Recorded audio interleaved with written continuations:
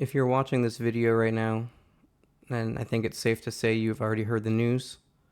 But just in case you haven't, and I'm sorry to be the first to tell you, but on March 1st of 2024, Akira Toriyama has sadly passed away. He was, of course, known mostly for his creation of the Dragon Ball franchise, but he's created so much more than that. And even beyond anime, he has had a hand in so many other beloved creations and video games such as Dragon Quest and Chrono Trigger and even the upcoming Sandland. It's very clear when you see a Toriyama character, you know exactly who created it. He's an iconic art style that has become known and loved by millions upon millions of people for several decades now. I know I'm just one of many people who are making a video like this, but it just goes to show how many lives Mr. Toriyama has touched. And so I just figured I would take a few minutes to just put my love and my experiences of his creation. Unfortunately, the only creation of his I am familiar with is the Dragon Ball franchise. I am a big gamer and I love RPGs, but unfortunately, the Dragon Quest and Chrono Trigger, upon many other games that I'm sure he's had a hand in that I'm not even aware of, unfortunately, I have not played them. And Chrono Trigger especially is a video game I have wanted to play for basically my entire life, and a video game that I will be playing very soon on this channel. But I just wanted to take a few minutes to just put my experiences out there for anybody who wants to listen of the Dragon Ball franchise and how it affected my life. So I was born in 1994. I'm 29 years old. Unfortunately, the original Dragon Ball series and much of Dragon Ball Z were before my time.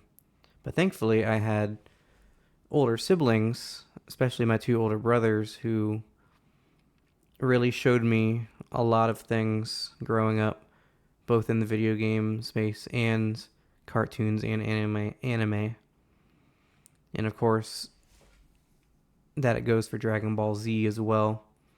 Some of my earliest and most fond memories were coming home and watching, Toonami, watching Dragon Ball Z every week. Sometimes they were new episodes and sometimes they were reruns, but it didn't matter because we just loved it so much. And no matter if it was Goku going Super Saiyan for the first time or Goku and Piccolo learning how to drive a car, it was all just so incredible and affected my life and many of our lives so many ways. This is truly a franchise that has shaped several generations of kids and who are now adults. Sorry, my cat is here as well. He likes to put his tail right in my face. Dragon Ball is an anime that really transcends anime. And I don't think it's any stretch to say that I don't think anime as we know and love today would be the same as it is if it wasn't for Dragon Ball and for Akira Toriyama. I'm sure many of us have either tried ourselves or have known somebody who has let out a blood-curdling scream in an attempt to go Super Saiyan for the first time, or to fire a Kamehameha.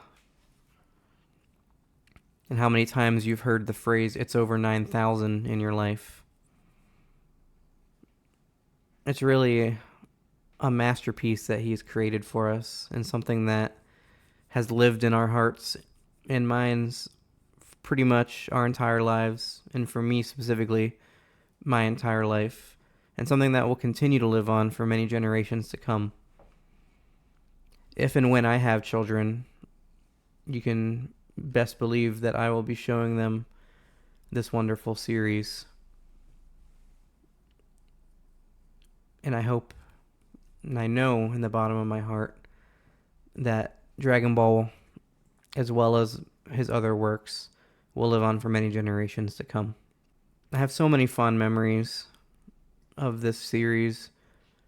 Some of my original YouTube videos I watched as a kid were of Dragon Ball Z, specifically AMV's, anime music videos. And the one that I watched the most, and the one I can still play in my head frame by frame, was the Gohan versus Cell final Kamehameha beam struggle with Disturbed's down with the sickness playing, because that is my favorite scene from the show.